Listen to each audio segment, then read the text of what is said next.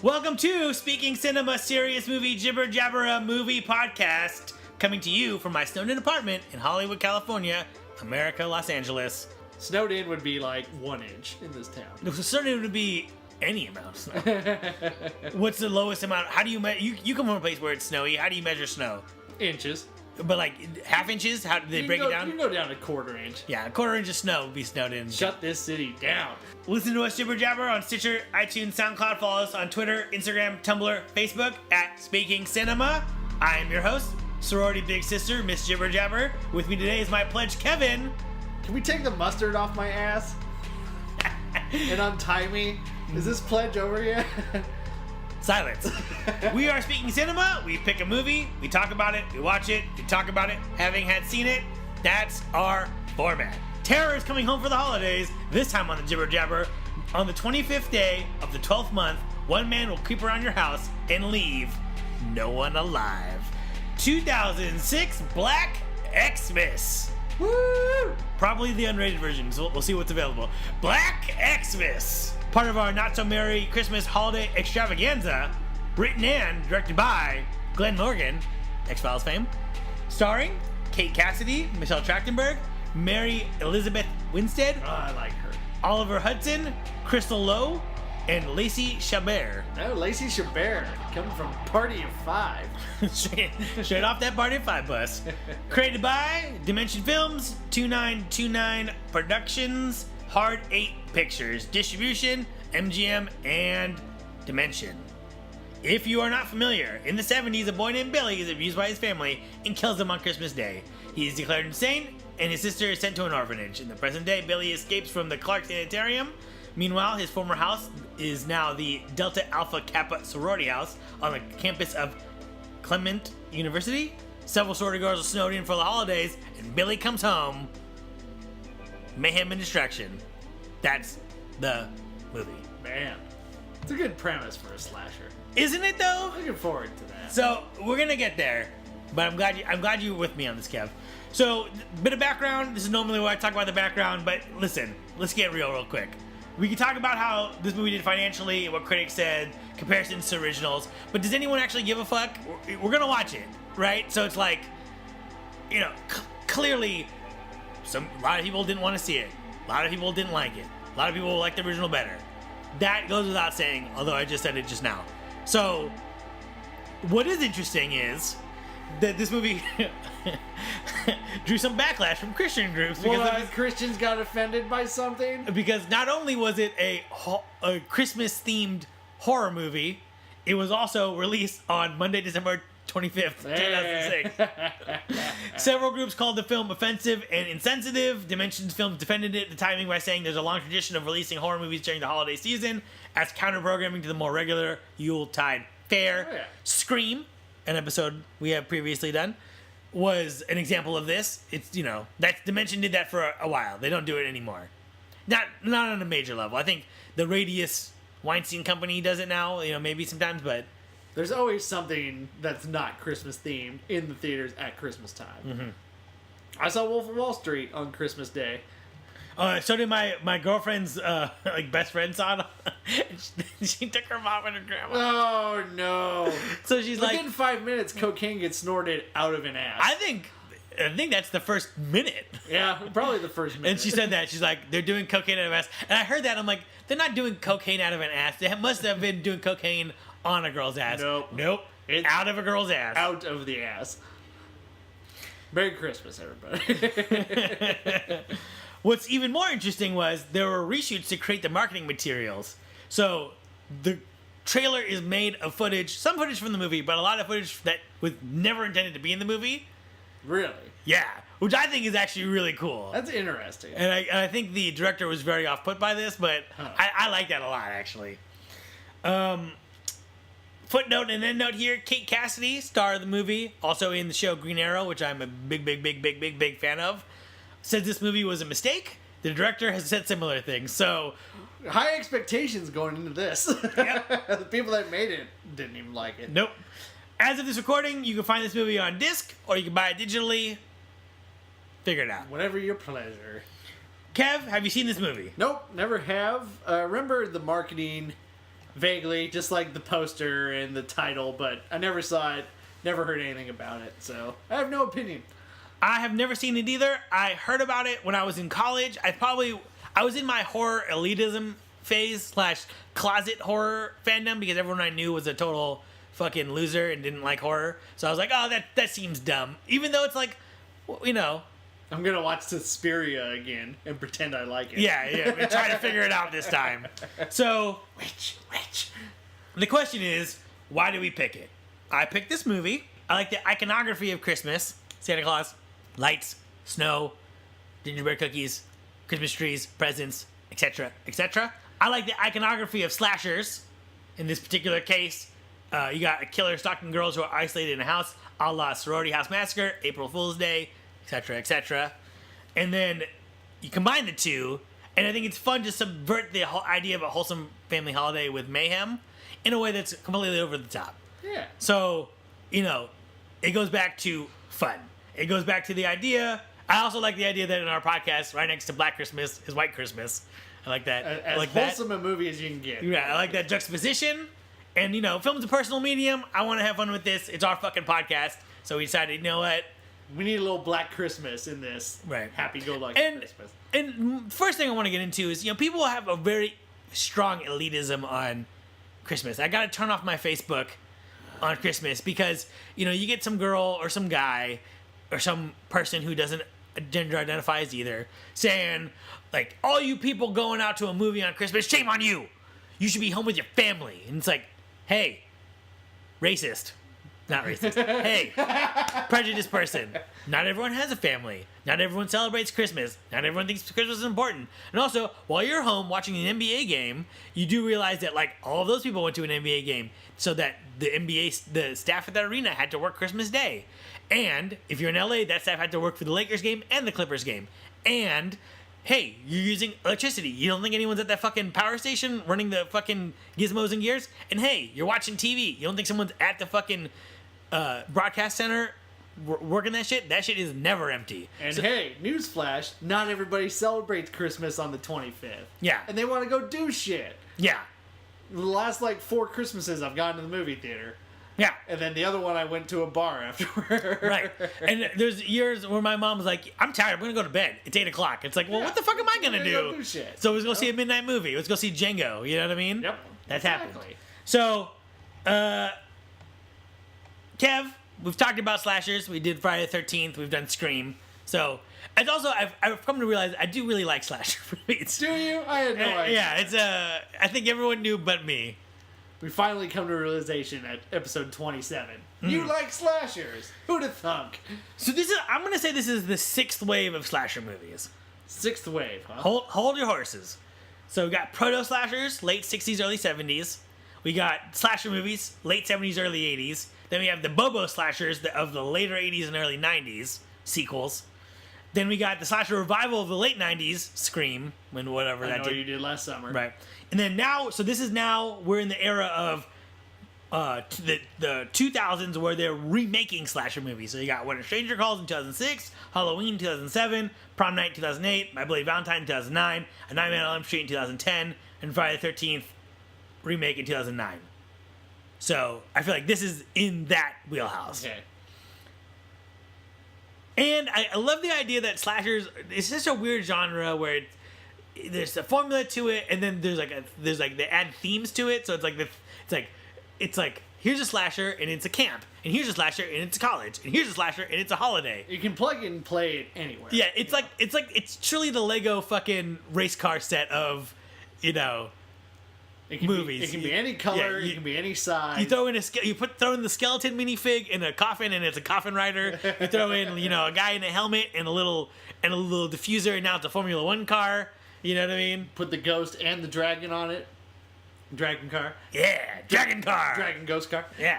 So, and I like it because it's like, just because something is magical, it's like this idea that, like, something is magical, so like we shouldn't fuck with it, Christmas, and it's like it's kind of fun. It's kind of like a fun It means we should fuck with it. Yeah, you know what I mean? It's ripe for some fucking. But it's the thing. It's like it's this wholesome holiday, so it's like it lends itself to murder and mayhem in a fun, safe way. You know what I mean? Exactly. Not real murder and mayhem. Yeah. It's completely safe to have this kind of story be told. It doesn't matter whose feathers it ruffles. It just, grow up. Not everybody's like you. Everybody interprets this holiday a different way, and it means something different to them. Just, we can have a little dark comic fun with it, Nobody's actually died in Right. this thing. I'm also interested in this movie because it's in the mid-2000s, which is a weird time. We're in the middle of slasher remakes. We're in a post-Saw world. Saw's already come out, so we can go extreme now. But we're also in a post-Scream world where everyone's doing meta-horror movies. And so this is a slasher, not like a torture movie. So I don't know what we're going to expect here. You know what I mean? We're in a weird time in movies. Are they going to try and go meta, or is it really going to stick to known slasher tropes? Right. We'll find Or are we going to go the Saw route where he's throwing people in like wood chippers and alive? I don't know. And we see them go in slowly. Yeah. I don't know. But what I do know is also something I want to talk about Christmas, where it's like everyone acts like Christmas is a beautiful holiday. Why is everything associated with Christmas so fucking depressing? There was a Glade commercial on TV the other day where an old man is lonely, his wife is dead, and then he fucking leaves the house. A lady lights a candle and takes her lights down from the inside of her house and puts them outside of his house. He comes home and cries. Why don't I just slit my wrist now, Kev? That was for Glade? That's for Glade. An air freshener? It's like what are we like? What? Stop it! You know what I mean? Like, also the Starbucks holiday. Like they don't have like a bunch of Merry Christmas shit on the cup. Oh my god! It just drives me. I don't want to get into it because we'll just be here for fucking 6 hours. But that shit just drives me crazy. It's like if your beliefs hinge on a cup saying the thing that you want and that being gone somehow in your mind weakens everything that you stand for, then you suck.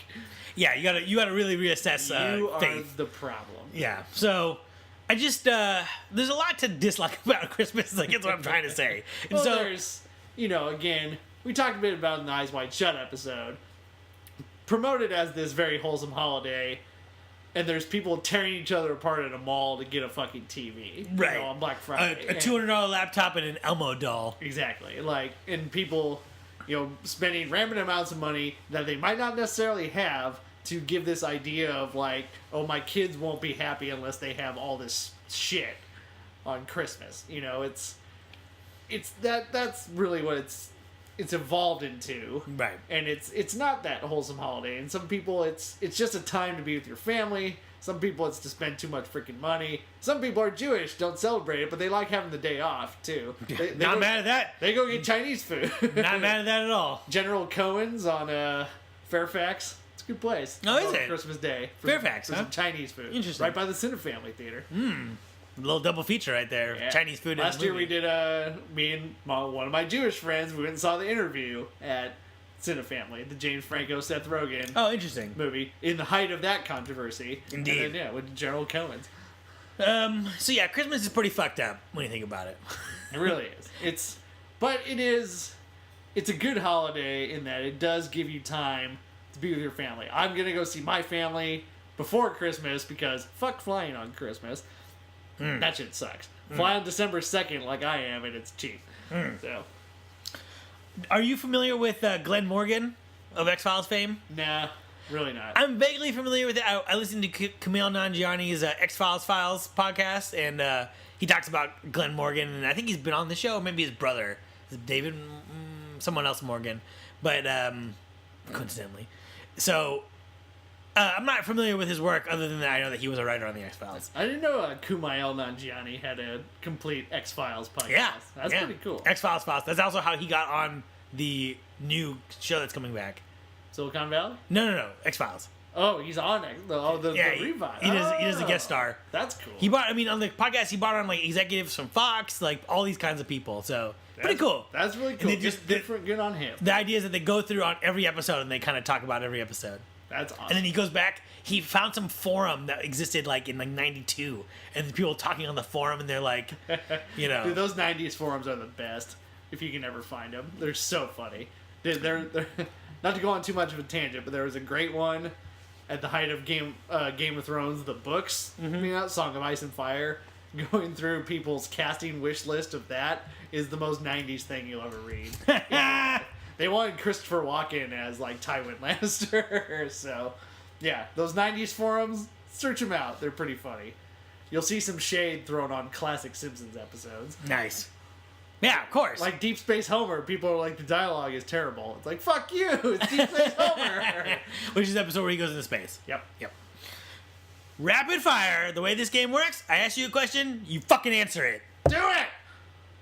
Say you love Jesus! Favorite Christmas TV special? I'm going with the Blackadder Christmas special. What is that? So that was a show, Rowan Atkinson was on it. Who is that? Oh, Mr. Bean. Mr. Bean. And the premise was each series, which is a season in British television. Yeah, fucking retarded. Go ahead. It's supposed to be some ancestor of this adder family, basically. That's cool. That's cool as hell. But they have this one Christmas special, and when BBC got added to our cable package, it happened to be on, and my brother and I watched it, and we, died laughing. It's hilarious. Seek it out. Really funny. And we've watched it, the 2 or 3 years before my brother moved out. We watched it every year. And then watched Die Hard. I want to say probably some Simpsons episode, but those are all sad too. So, none. I can't think of one Christmas show that's actually enjoyable to watch. Man, rough. Not even the Community episode. Which one was that? They have the stop motion. They go through No, I hate that. I hate that episode. What? That's my least favorite episode of Community. I've not seen the most recent season, but that's my least favorite episode of Community. Damn.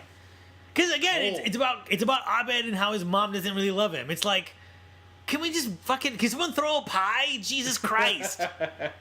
Favorite Christmas movie? Die Hard. Obviously. Die Hard. Obviously. Die Hard. There's Die Hard, and then there's everything that's ever existed a mile away. Yep. Die Hard. Best childhood Christmas present?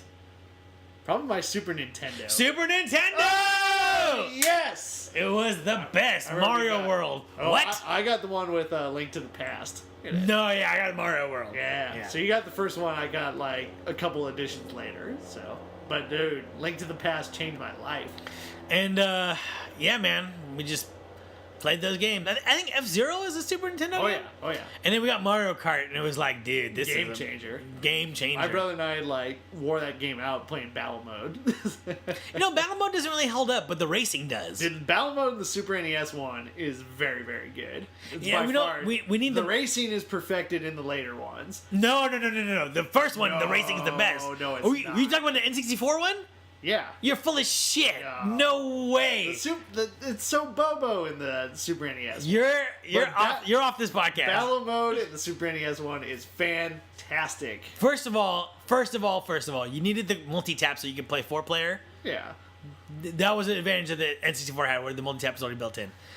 No way, dude. The racing in the first one is perfect because it's so simple, but you could get It's so really hard though. It's not forgiving at all. But you have to do every turn. You have to. It's a racing game. The N64 one is a better battle racing game. Oh, see, because that's the thing I like is the items. That's the X factor. They put the blue shell in. And the blue shell is like the catch-up logic is enormous. But they factor it back into the later ones where it's like if you have this one weapon you can block the blue shell, or if the blue shell hits you, if anybody's close by, they get fucked up too. We could be here all day, but man. I'm gonna bring back the Super Nintendo. We're gonna play that. That first game, dude, is. I mean, it's good. Don't get me wrong. But that battle mode is perfect. This is really sour to me. Christmas presents on Christmas Eve or Christmas Day? We always did one on Christmas Eve. Yeah, I always tried to push that agenda, and it was always struck down. Yeah, it was usually the thing. When you're young, you don't have a lot of money, but you want to buy something for your siblings. So it's like me and my brother would exchange our gifts before then. Yeah. After everybody went home for Christmas Eve dinner. White Elephant or Secret Santa? Secret Santa.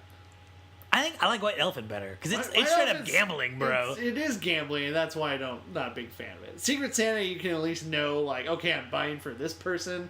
You don't have to buy such a generic gift. I feel like White Elephant really limits. Oh, you gotta be with people who are good at White Elephant. Also, great White Elephant gifts out there. The small Lego sets, like the ones that are like 30 pieces. You know, like a tiny Millennium Falcon, or like the underwater scene. Yeah, that's cool. You'd be surprised how many people go bobo for bonkers for those. One of the places I worked did a White Elephant. I brought the Ben Franklin action figure as my gift. Somebody ended the day with the Ben Franklin action figure. See, most people are like, I'll get a Starbucks gift card, and that's fine. But like, what you really want to do is just get something wacky. Yep. You know? But I feel like selfie stick. Don't. Secret Santa, you can focus on the one person and think about what they want, and then get it to them. Do you have any Christmas traditions? Usually Christmas Eve dinner is dinner at the family's house. This is before I moved away. Dinner at my family's house.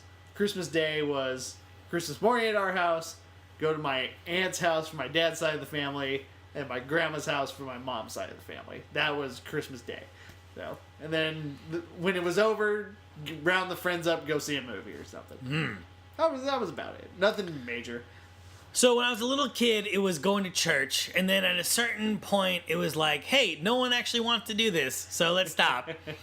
My mom, we saw we came to LA, my cousins live here, and we went to see Lord of the Rings on Christmas because they had just bought their house, so they took us out to the Lord of the Rings. The next year, she was like, okay, instead of church, we could go to church, but let's be sure to see Lord of the Rings. And then somehow, some way, we ran out of time, and we could only do one or the other. And then it was go see Lord of the Rings. There you go. And then it turned into, let's just go see a movie. We did all the Harry Potters when those were coming out. You know what I mean? Yeah. I think we did.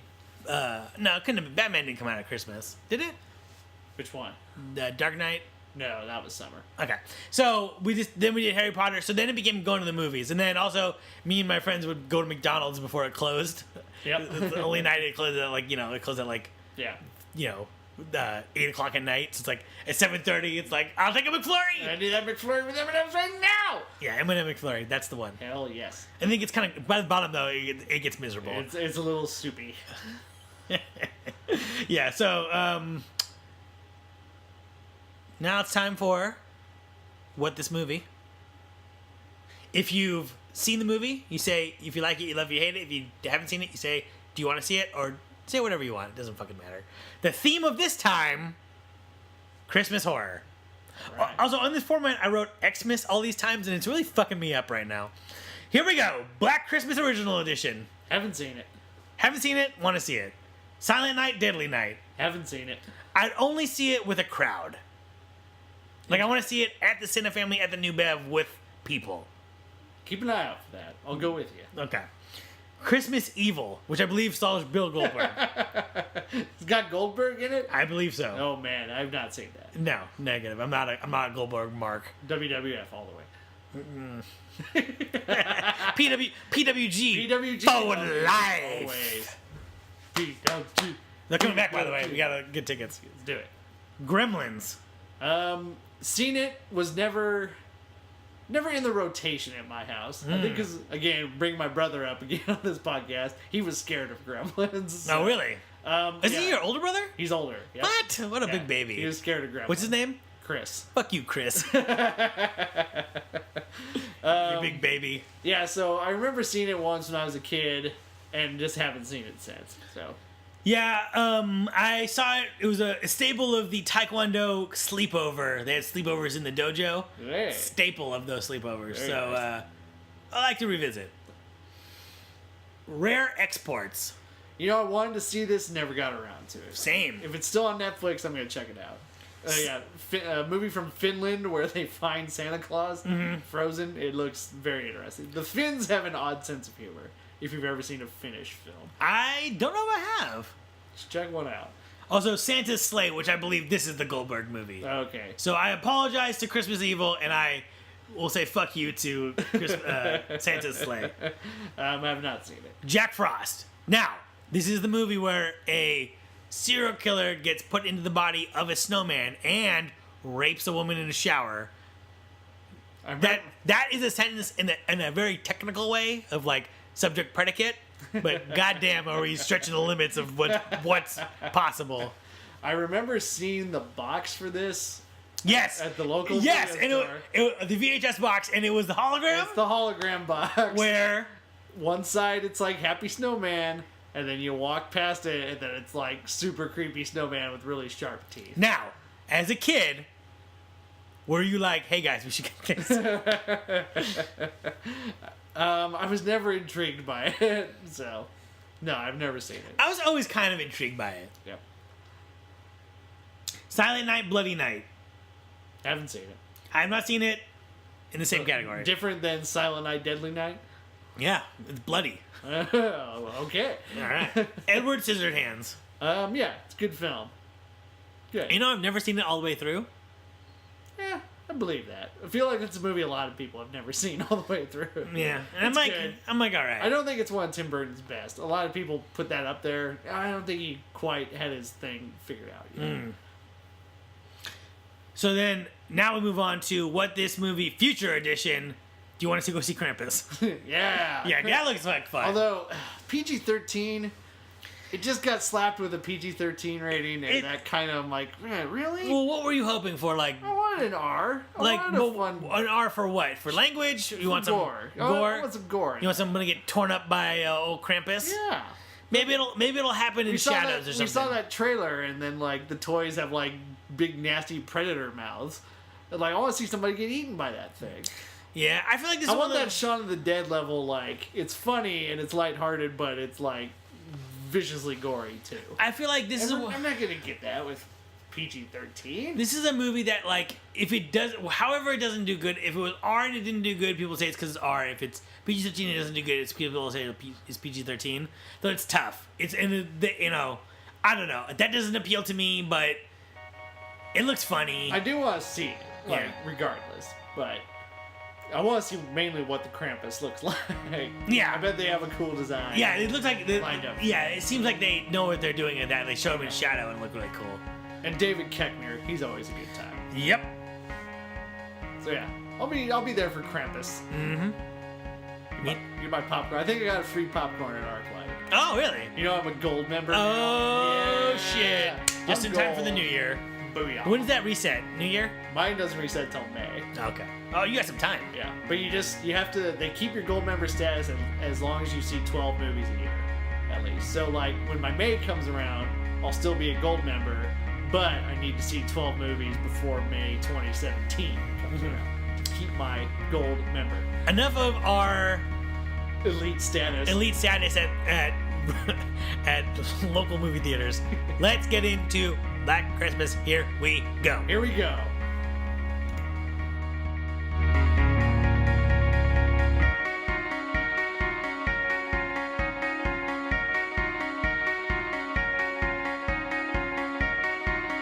Three, two, one, and we're back. We're back. Black Christmas. Kev, when, where, how, why did you watch it? I watched it. Why? Because we're doing it for this podcast. Right. When? A couple days ago. Interesting.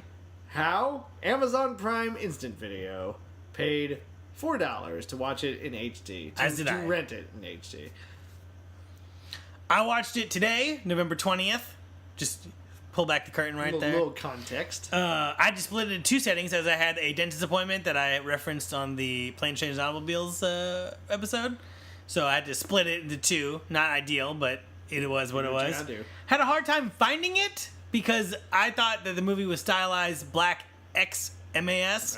So I searched for Black Xmas and nothing came up. You had to search for actually Black Christmas, the way it's traditionally spelled.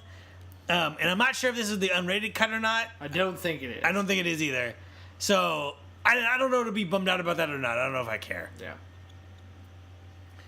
And I guess the most important part is that we both saw the same saw the version. same version. And probably if you're listening to this podcast, you're going to watch this movie, you either own it and you've already seen it, or if you haven't seen it, you're probably going to rent it on Amazon anyways, and you're going to do the same way we did. Yep. So, now that we've seen it, what happens in this movie?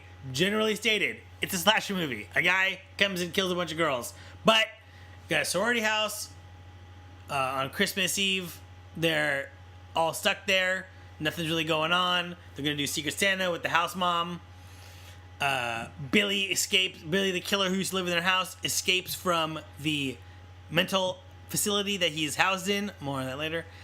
and he calls them and says, "Hey, I'm coming home. I want Agnes, my sister." They're like, "What's going on?" One by one, they get picked off. There's subplots involving a boyfriend who's cheating on the main character, Kate Cassidy. There's references to lots of things. People get killed. The movie takes place in ostensibly real time, which I actually really liked. But the movie takes place in about 2 hours, and then the ending, there's probably like another 3-hour gap. But like the bulk of the movie takes place like in the same amount of time it takes to watch it, which I thought was very interesting. It is later revealed that Agnes, the sister that was thought to be adopted, that we were led to believe might be one of the girls in the house, is actually living in the house and looks like Iggy Pop if Iggy Pop is yellow and gained some weight. And has longer hair. Well, yeah. And is a little more tranny than Iggy Pop. I'd say just as trendy as Iggy Pop. And then, so everyone is killed off except for someone's older sister and Kate Cassidy. They burn the house down. The Agnes and Billy are thought to be killed. They get up in the morgue, kill the sister, and Kate Cassidy dispatches them both. Kills Agnes with the thing that you use. A defibrillator. A defibrillator. Kills Billy by throwing him over a guard railing and watching him land on a Christmas tree and all of his guts explode everywhere. He's impaled on a Christmas tree. Yes. What did I say? Landing on. Oh yeah, no, he didn't. He was very much. Yeah, landing on it seems like the Christmas tree got the worst end of the deal. That is not what happened. He definitely gets impaled. Yeah, he didn't smush the tree. The tree poked completely through his spine and his stomach. All right, Black Christmas. Kev, what'd you think? I hate this fucking movie. I hated it. I goddamn hated it. Oh, fuck yes. We're in for a fun episode tonight. I can tell. Why did you... Now, what did you think? I want to know what you think. So the movie starts, and the first person gets killed. I think it's in her. She's watching a sex tape of her and her ex-boyfriend or whatever. It's not really explained. Why? Well, you know, Kev, The iceberg's about to come up. So she's watching it, and then the killer puts a plastic bag over her head, stabs her in the eye, rips out her eyeball, and it just goes Black Christmas. And I'm like, I think it's gonna be a good movie. Oh shit! So why didn't you like this movie? All right. Nobody in this movie looks like they want to be in a movie called Black Christmas. Not true. The girl from Scott Pilgrim vs. the World, Mary Elizabeth Winstead, was wrapping up Final Destination 3. The story goes that I think she was done and she was at the airport, and Glenn Morgan was also there, who directed that movie.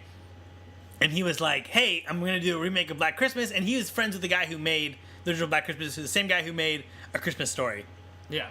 I forget his name off the top of my head, but yeah, same writer. So he's like, I'm going to remake this movie. And she didn't necessarily want to be in another horror movie, but she liked the original a lot. So she's like, I'll do it because you like the original a lot. And at the time, they were going to be kind of more faithful to the original. And then Harvey Scissorhands and his brother Bob Scissorhands came in and kind of told them to do some things differently.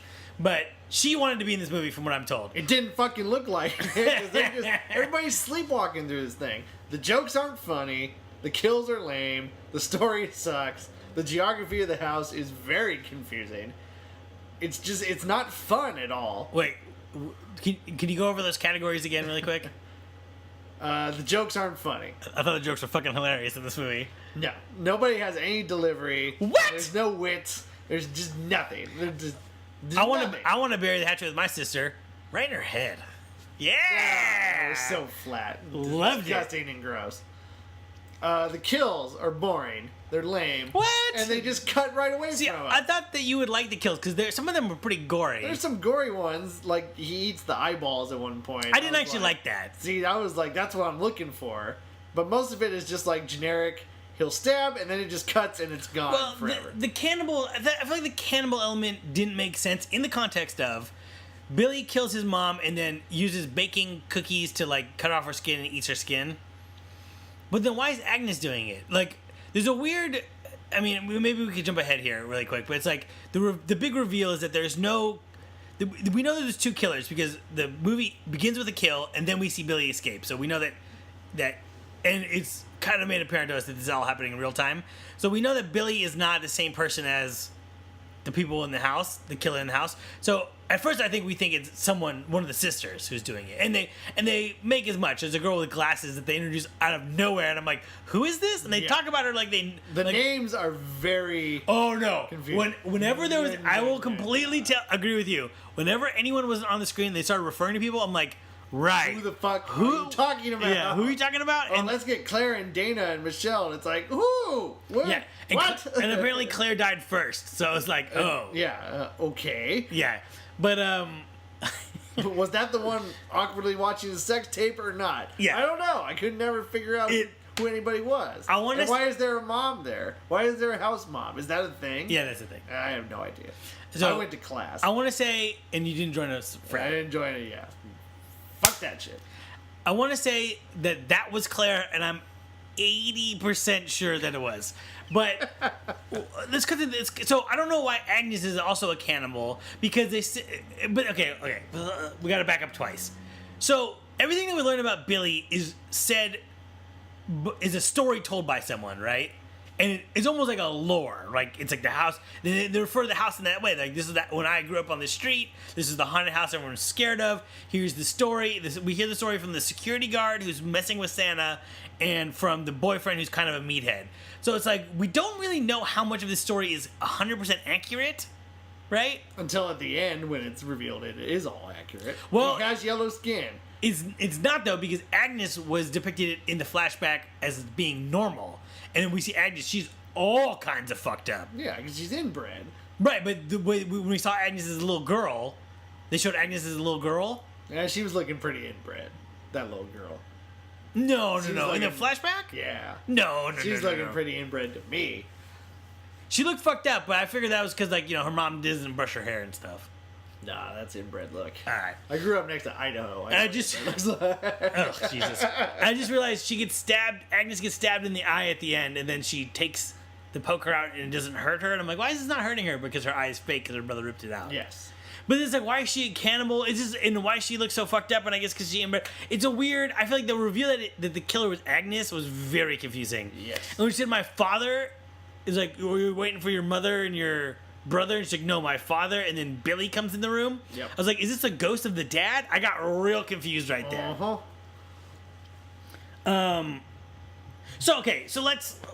So you didn't the whole story is just a mess. Okay. As a slasher movie, does it work for you? No. Why not? Because the kills are uninspired. The killer is lame. He has yellow skin, but he's always bathed in, like, Christmas light, so I think they wrote themselves into a budgetary restriction. That was weird, because, when you hit a yellow guy with red light, his skin... It just looks the same color as the light. And it's like there's hardly any scenes where he even has yellow skin. So why even bother to say he has yellow skin? Because that's just a shitty thing anyway. It's interesting. It's interesting because I feel like this remake is very similar to the Rob Zombie Halloween remake in the sense that it's trying to give people more information about the killer. Where I feel like the Rob Zombie one works and this one doesn't. I mean, in that sense. Yeah, definitely doesn't work. Do you like the Rob Zombie Halloween remake? I never saw it. Really? Never saw it. We might have to do that for the movie. Yeah. We'll do another slasher movie. We'll just do one slasher movie a month for the next forever. I might ban you after making me watch this thing. Dang. No. Kev lays down the We'll do more slashers, but alright. So the kills themselves, the hallmark of any slasher, are just not the least bit inspired. You didn't think that the bag over the head was creepy? No. I've seen that a million times before. What? You saw it in Chucky 2. I've seen it in Sympathy for Mr. Vengeance. I've seen it in Girl with the Dragon Tattoo. The bag over the head is done. Rooney Mara version or the other one? Rooney Mara version. Oh. Yeah. There's torture scene in that. Very brutal. Bag over the head. They do it better. Anyways, but yeah, that's just overplayed. Whenever somebody gets killed, it's the thing happens and it cuts. It's done. It's over. We never see hardly any aftermath of it.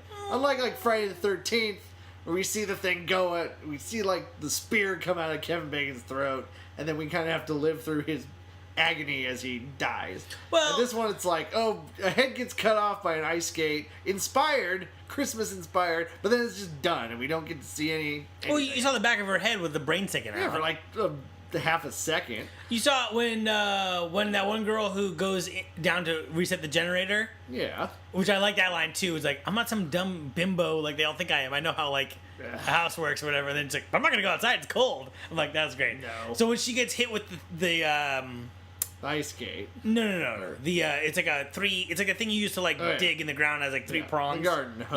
Yeah. The handheld So hoe. that hits her in the back of the head, and you see her die. Well, but you don't see any like penetration or anything. Yeah, or if you have do, that sweet penetration. yeah, you get that penetration. If it is, it's like half a second, and it's just lame. Again, I don't care about any of these people. See, and not in like an emotionally invested, like, oh, I should feel bad that they die. I'm completely indifferent if they die or not. See, I did grow attached to Kate Cassidy, which is the main character, the final girl, and Michelle Trachtenberg's character, because I feel like she was like the female me, where she's like, Merry fucking Christmas and stuff. You know what I Yeah. mean? I thought she was funny. No. Like, Just the joke- loves me some Michelle Trachtenberg. I mean, she's good, but just all the jokes fall flat in this movie. It desperately wants to be in that Shaun of the Dead mold of like, we're kind of having a good time with this, but we're actually going to make a horror movie too. But nobody knows how to like sell a joke or act. You know what's ironic about that? The original script is way more serious. All right. When working on it, they lightened it up. All right. Well, they fucked that up because it's not very funny. Well, let's talk about. It's not a good time. In some slasher movies, It feels so forced. The whole thing feels forced. In some slasher movies, not like your. I mean, in like, you know, don't think of like the big franchises like your Nightmare on Elm Street Part 6, 7, and 8. Yeah. But like in the beginning, and then in ones that don't have that many sequels, there's always an era of mystery, like who's the killer. You know what I mean? April Fool's Day does this. Friday the 13th parts 1 through 3 do this. Freddy Part 1, Nightmare on Elm Street. Yeah. They all do it. Driller, killer, all of them. Like, who's doing it, right? What'd you make of that? Because there's lots of misleads in this movie. Did any of them work on you, or? No, because the flashbacks kill any pacing that's going on in this. Like, they could have done one flashback of Billy, establish the legend, and then let's start killing people. But they break this flashback up into, like, 3 different sequences, none of which are interesting, none of which are... They're trying to go for the shock factor of, like, oh, the mom fucks Billy... Billy like kills him while they're having sex. It's buries him under the house. Well, yeah, I'm getting the timeline mixed up, but it stretches this thing out to like 3 different sequences, and it's mind-boggling how it just kills any pace that they already had going. And they're not interesting. They're not shocking. They just feel very forced. They're not funny. They're not enlightening. They're not scary. And I just. Every single I will time. say this movie was only an hour and a half, and it had to have like those 3 really padded out sequences. I will say this movie is not very scary. There's a couple of jump scares that I know you love, aka Where? I don't remember any jump scare. The best jump scare I think I've ever seen in my entire life. They open the closet and the girl goes ah, and then it's revealed that a plastic Santa fell at her, and she's like, "Fuck you, Santa." I didn't dig any of it. Well, but talking about the whodunit element, who did you think had done it, or did you not? Because they kind of make the idea that the boyfriend did it. At one point, I thought Kate Cassidy did it when she's on the phone with 911. Yeah. Because I'm like, did she really call 911, or is she faking this phone call? Well, again, it's hard to discern because we're supposed to know these people by name, and then we see the caller ID and it's the name, but I don't know who any of these people are. Because they haven't established who anybody is. Also, they take great lengths, and this is just of the time, because we were living in the Stone Age in 2006. But Star 69 and caller ID being a thing you had to really scroll through. Yeah. Like. Also, Star 69 doesn't just immediately call somebody back. You get a prompt that gives them their phone number. She's like, oh, No. that just calls people back. No, it doesn't. Yes, it does. You just call people back. No. You had a fancy phone. In Washington, you do Star 69, you get a little prompt like, the last number to call you was... Did it do that? That's what mine did. So I was pissed when she's like, no, that just calls him back. I'm like, no, the redial button calls him back. I remember redial and Star 69 being the same thing. Oh, we could debate. Listen, we could debate ancient technology for So that pissed me off. all day and all night. Okay, let's move on to the technical elements of this thing. Like I really liked the Christmas decor being dripping over everything in this whole movie. I really liked how they would use like flashing lights to kind of make it eerie kind of a thing. What'd you make of that? That aesthetic is fine. Right. I mean, as we talked about in Eyes Wide Shut, Christmas lights just look good on camera. They do. You know, it's a good aesthetic choice, and it makes sense, and they use it to light the scenes in somewhat interesting ways throughout the movie. And I like how the whole top floor was like these red and green lights that kind of like it'd be red, fades down, green, fade down, red. I'm like, this would be really cool on the big screen. Yep. Like if you saw this in a movie theater, like that'd be like. They do that in the mental asylum too. Yes, in the mental asylum, it's menacing in a different way because they're more of like the chintzy bobo light ones, like like the cheap ones, you know. But they're flashing and they flash red and they flash green, and it I don't know. I found that to be very creepy looking. I mean, it's a good look. Yeah. Overall. And I feel like the lighting in general in this movie looked really good. Like, you got really good depth of field in this movie. You got really good shadows, you know, like, especially when they're in their big living room area. It's like, you could see kind of behind them into the hallway, but it was, like, really dark with shadows, which I really liked. And then I feel like the camera, a lot of good camera work in this movie. A lot of dollying around, like, you know, people, like, when the mom kills the kid's dad, there's, like, the kid's crawling and the camera falls him on the carpet, you know what I mean? And there's a lot of close-ups of things, like someone lighting a cigarette or of an icicle or just random stuff that I feel like there's a lot of good showing and not telling in terms of what's going on. You know what I mean? Like, there's a scene where a girl lights a cigarette and then a drip of water lands on the cigarette and it puts it out. And it's just like you see the thing and then it's dripping and then you see her light your cigarette and you kind of know what's going to happen and then it happens. There's a lot of things like that I really enjoy. But then it's edited to shit, and you can't. It's hard to get a geography of where anything is. Like, I feel like this movie was cut in a blender. Like, somebody didn't know what the hell they were doing. You know what's also cut in a blender? Salsa. Yeah, that's pretty good. Better than this movie. Ooh, salsa better than this movie. I hate to say it, but I do agree with that. Wait, Verde. Yep, salsa verde. It's just, but. Okay. So you have these great individual shots. Mm-hmm. I'll call them good. The editing I never get a sense of place of where anything is, what anybody's doing, where they are in the house. The geography of the house, I just could never figure out. See, I did not have that problem, so it's interesting. I couldn't figure out who was in which room, how he can scurry between the rooms. Oh, that is Bobo for bonkers. Well, I mean, he's going through the walls, but what's he do? He like pokes a hole out and then what? He watches girl with the ass take a shower. Which, by the way, great ass. That's a great ass and it's a great shower. It's like a double shower. Yeah, what sorority house has that? Okay, well that's one thing that actually doesn't make any sense about this movie, which again plays into the idea that the backstory is not accurate. It's like they're living in this house, but this house has like 10 rooms and like this huge bathroom, and I mean, I guess it's possible that they could have built onto it, but it's just kind of a weird. It's not depicted that way. It's not depicted in the flashbacks being any smaller. Right. So that's an inconsistency. Yeah. Definitely. And yeah, hillbilly mom and his Vietnam vet dad are trying to, they're living in this house that has a huge bathroom, tons of bedrooms, and a gigantic living room. Literally two showers in one shower in a double shower space. Yep. It's as if you took two bathrooms and you just smushed them together. Which, again, not mad at that. Also, implication that there's group showers at the sorority. Some real strange stuff going down. I mean, maybe I would critter through the walls in that, but that's not what he's out for, though. Billy likes to. Well, it's not even Billy. The whole movie, Billy shows up at the end. It's Agnes the whole time. But they have yellow skin. They both have yellow skin. Okay. Yeah. I missed that. Yeah, they both have. Agnes has yellow skin and yellow eyes. All right. Which was not present in the flashback. She definitely didn't have yellow eyes, even if she did look fucked up. Definitely didn't have yellow eyes. Okay, let's talk about the physicality of the movie, right?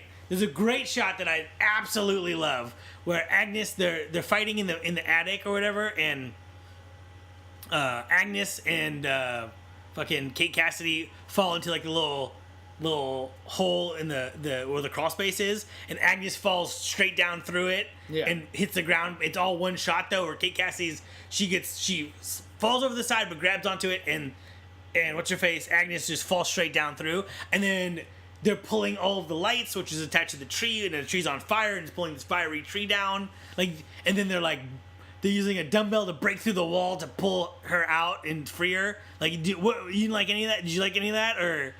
It just reminded me of Alien 3, and it pissed me off. Alien 3? Yeah, they have like a narrow corridor fight at the end of that. In the smelting room? Yeah, in the smelting room. That doesn't feel like this at all. But, again, the editing does no favors in this movie. I think it's just very hard to tell what's going on. I think at some point, and I think this is a fair thing that happens, is that if a movie's not connecting with you, there comes a point where no matter how if anything is individually good, you're just like, this is all... It's hard to take in, especially... It's all one big gray mess, as opposed to being a colorful painting. Yes. You know what I mean? With perhaps some gray, not so good areas and some colorful good ones.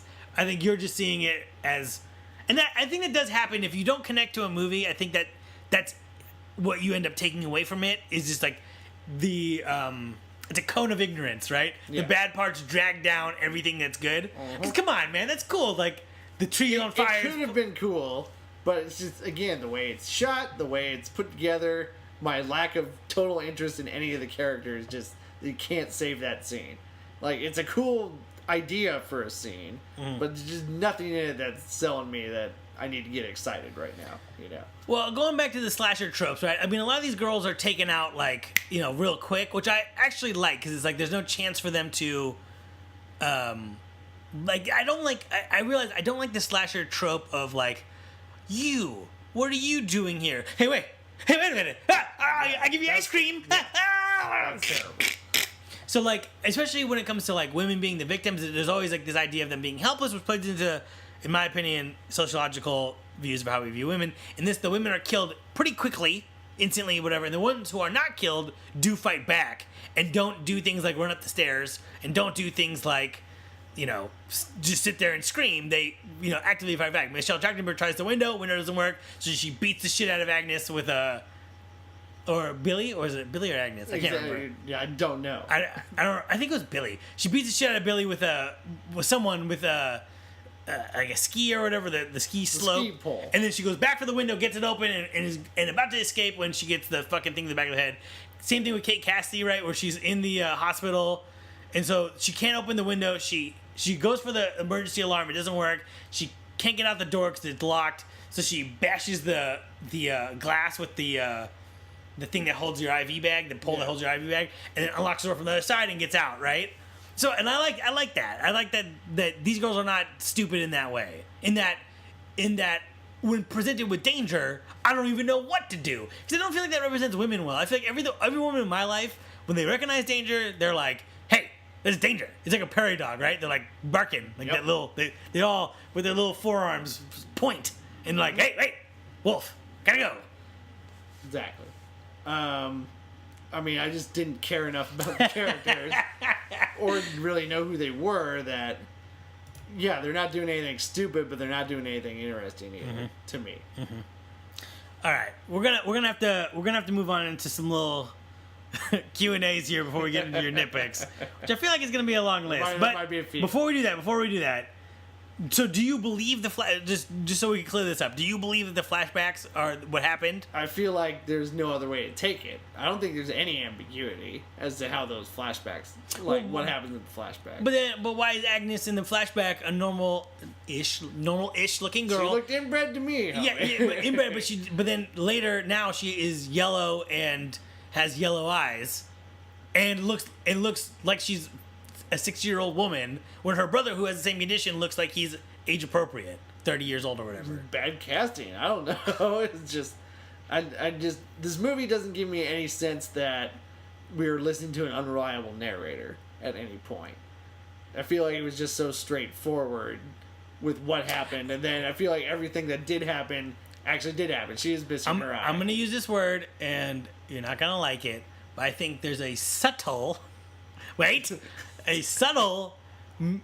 unreliable narrator in that the people who tell the backstory are people who are trying to show off to a Santa Claus guy or the boyfriend who's just kind of a dick and, you know, is just a liar and likes to. Also, they really villainized the dude for taping himself having sex with his girlfriend, which I'm not saying that's like the classiest thing to do, but it didn't seem like she was unaware of it. It's the most tacked on thing. It's just they need something to make him an asshole. I guess, but it doesn't pay off in any like real way. It's confusing as to why she's even watching it. It's hard to tell what girl is in the sex. It is hard to tell what girl is sexy. Also, angle wise, that is a real boring sex tape. Yeah, it is. Angle wise, it's like, I hope this is your coverage shot and not like the main thing. Yeah, you might as well be watching security footage of a security guard watching Yep. a vault, because it is not riveting material. No.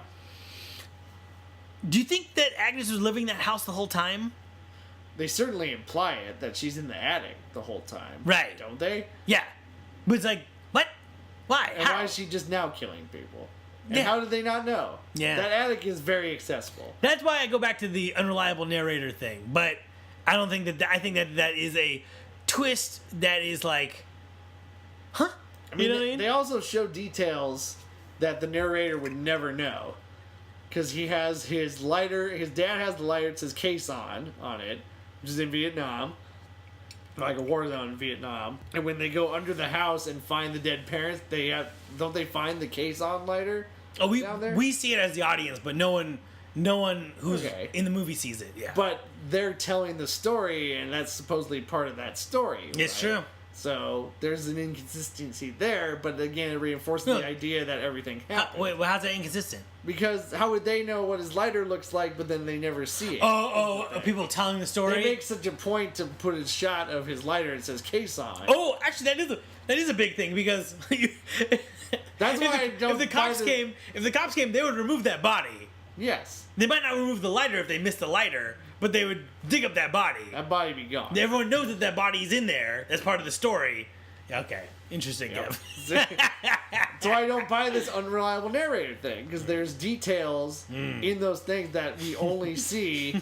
In The cops movie. are like, "This house is creepy. Let's just get out of here. We know he did it." Let's just get Cannibal Kid and get out of here. What'd you make of the ending? I feel like the movie ends. It just ends. I feel like it ends with Kate Cassidy being like, "Good, I murdered you." That's it. That's the whole thing. Yeah. We get no denouement. We get no resolution to anything. It's just he falls on the tree, he gets impaled, and they ran out of money. I would Well, guess. no, because they went back and did reshoots a bunch. But the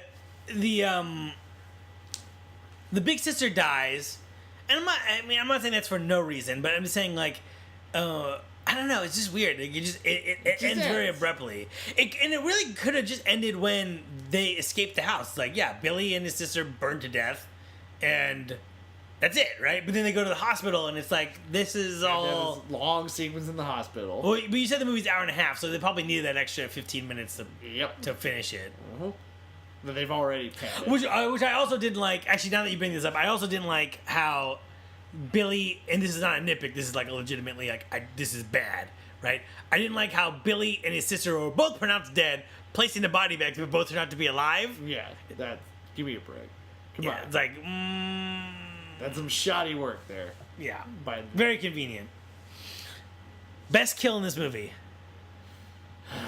You go first. It has to be icicle to the face. Oh, that was so stupid. What? Like when she You just poke your eye out, kid. It was a reference to that movie. whoop-de fucking do. It's a reference to Christmas Story. Also, the way it was done, the way that the ice thing hit her face, and like the way it jerked the dummy, I would assume a dummy's body. I really like that. Yeah, How that it was, just, was like- one of the absolute lamest kills. When she just backs up, looks up, and then it just pokes her in the head, and she's dead. Hey man, No. can happen to you. That's why I don't live in a place with ice. The only ice in Los Angeles is located safely in a freezer in cubed form. No, that was like one of the worst kills. Oh, well, what's the best kill then? No, what's the best kill? I got. You got Michelle Trachtenberg getting the fucking thing in the back of the head. That was the most inspired one. Mm-hmm. That's the movie that should have happened. Is more kills like that. People need to get stabbed by Santa Claus. People need reindeer antlers getting gouged into their heads, and that was the most inspired like Christmas kill. So you want this to be basically the Krampus movie that's about to come out? Well, we'll see if that's the movie I'm looking for. Also, Joel wants to see that, so we gotta. All right. Afterwards, It's that PG-13 though, as I said in the first half of the sentence. I mean, this movie is a hard R. Also, this movie definitely. What's his face? The director said that. I think it was Bob Weinstein was like, "No, we live in a Saw world, so we gotta add some more gore to this movie." Yeah. Which I'm fine with. Again, there's some slasher movies. Out of most slasher movies, I just want some good, inspired gore, some fun kills, get my rah-rahs out in a completely harmless way, and then this movie just constantly denies it. Well, speaking of your rah-rahs, do you want to get into some nitpicks here? Let's do it. This is gonna be the longest nitpick section. All right. When Santa walks into the children's ward, and he's like, "No, you're looking for the children's ward. This is the ward of the criminally insane." I'm like, why are the criminally insane also in the hospital? You know what I mean? Like, should they be in a facility away from the general public? It should be Arkham Asylum status. Also, it's like, are we talking about like children with like that are institutionalized? Or are we talking about like, I was like, I'm very confused with this. And then the build up to it is making him to be out the killer, and then it's just this guy. The Santa? Yeah, the Santa. He's No, like, really? I did not pick up that. oh, he's like walking in slow mo walk, and then the gloves and the red thing, and it's like dun dun dun dun dun dun. Hey, is it the children's ward? Yeah. Shitty. I did like the milk, real quick. I did like how the milk was holding the door, but you thought that was going to be a thing. But they're like, hey, don't, like, the door's open. Like, what? The door. And he gets rid of it. I like that. Go ahead. Santa, going back to Santa, he has this flirtatious scene with a nurse that is just lame as hell. Like, it's not even like, oh, I'm a man who loves shitty innuendo. I think it's great. As your girlfriend can attest. But this one was so forced and so stiff, and nobody has any comic timing in this movie. It's terrible. When Santa when Santa is killed by Billy, there's like a shot of Santa's feet and it gets covered in blood. And then the next shot is Billy escaping as Santa, and someone's like, "Oh, see you later, Santa." And then Billy turns around and his costume is completely clean and consistent. Yep, very. And then how do you even do it? We have no idea. Oh yeah, well, yeah. Implication. It's just like, it's just something makes a lot of blood appear. Okay. Scene, the incest scene. I mean, I know that she's the villainous character in this movie, but gross.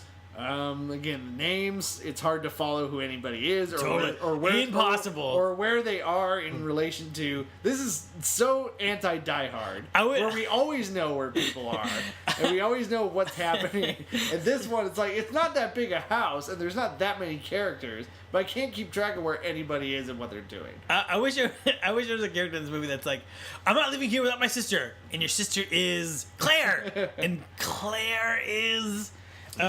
Also, a punked reference. No, man. Yeah. Don't like that.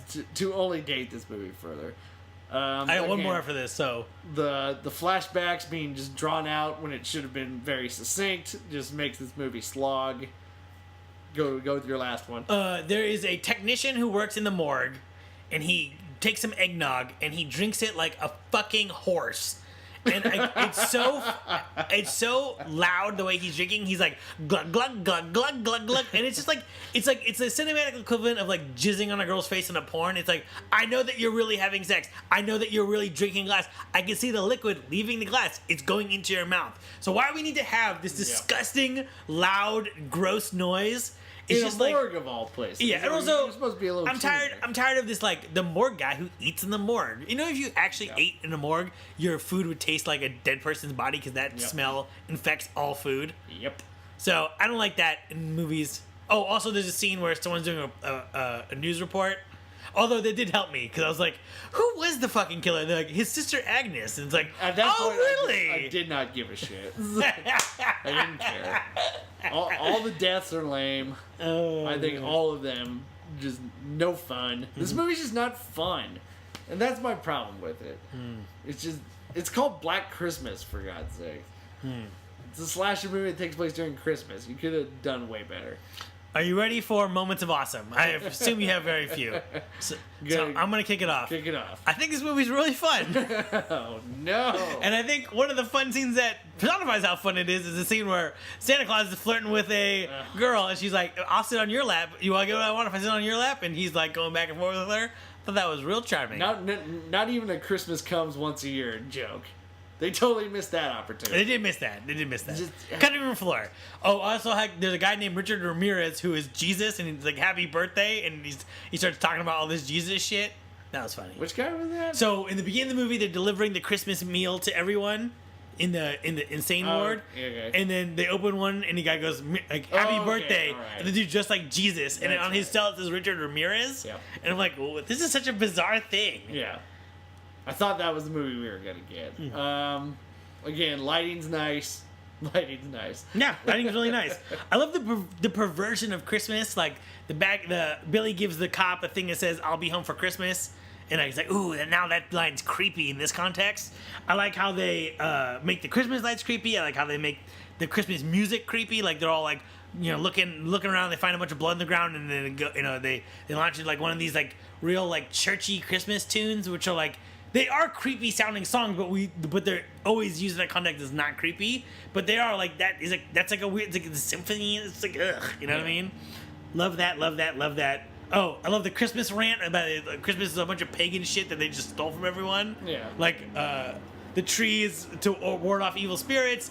The mistletoe is a fertility thing. Like it's just like none of this shit is Christian. It's all whatever. Yeah. Love that. Take that, Starbucks people who criticize Starbucks for not saying Merry Christmas. Your holiday's false. And fuck your cup. Anyway. And fuck your cup. And also, Star 69. That used to be a thing. And then the idea that, like oh, what's the caller ID say? Bloop, bloop, bloop, bloop. Like, oh, man. Old school. Also, another thing that I like but you probably hate is, like, Billy calls his own house to say, like, to taunt his mom right before he kidnaps his sister and pokes her eye out. It's like, were there two lines in this house? Apparently. He called the other line. Man. Yeah, his dad's business line. I did like the eyeballs on the Christmas tree. Yeah. And the eating of the eyeballs. Oh. I was like, this is the movie I want.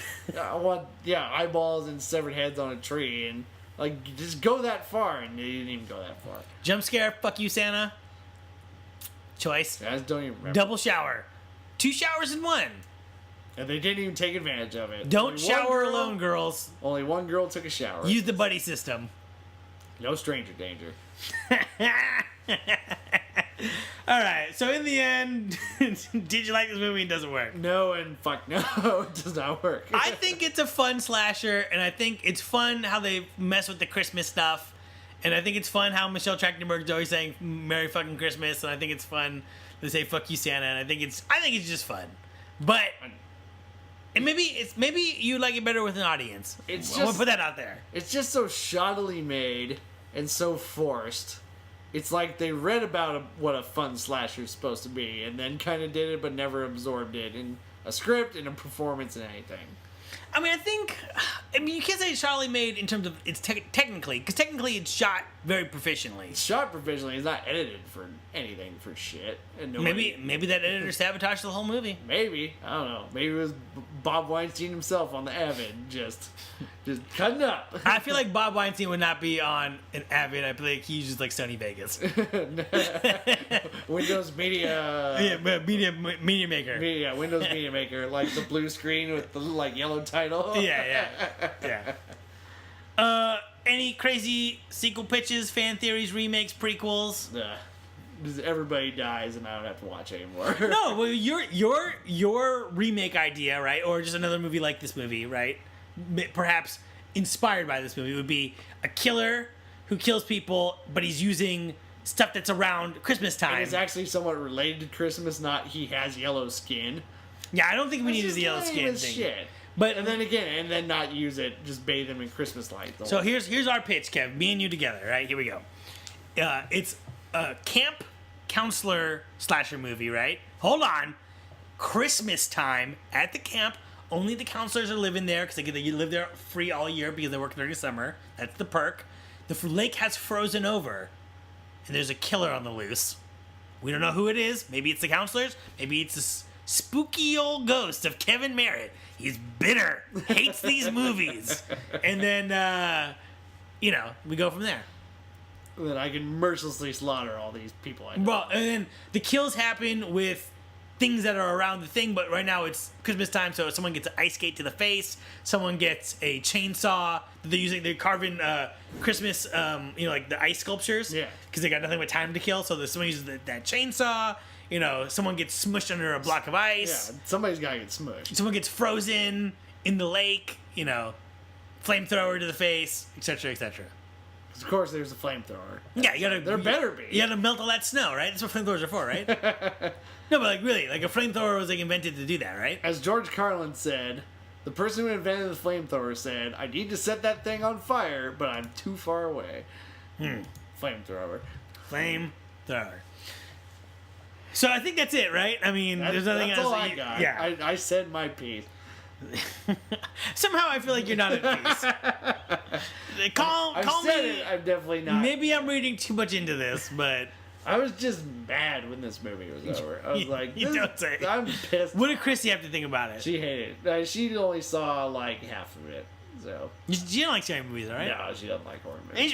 Why'd she watch it? She was half watching it. She was making dinner while I was watching it. No.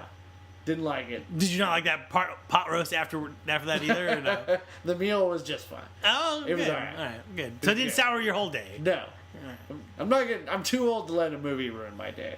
Maybe when I was 21, I was full of piss and vinegar. We watch Underworld and tell me what you think. So that's it for this episode. Please come back, join us next episode. Follow us on Twitter at Speaking Cinema. We are on Stitcher, iTunes. Do your thing. This episode written by me, music by Jeff Russell. I am your host, Mr. Jibber Jabber. This is your other host, Kev. Usually not this grumpy. Usually not this grumpy. This is your first episode. This is a weird one. This one made me a Grinch. a regular old Scrooge. Also, wait, hold on. Who are we calling out here to give us a 5-star review? Jake Allen. Jake Allen. Jake, listen. Give a review, my man. I appreciate when we had that snafu with Eyes Wide Shut. Eyes Wide Shut. I appreciate you missing the show, but give us a fucking 5-star review. Give us a review, Jake. God damn it. I know you're listening. See you next time. Have yourself a Merry fucking Christmas. Don't get yellow skin. It won't make sense.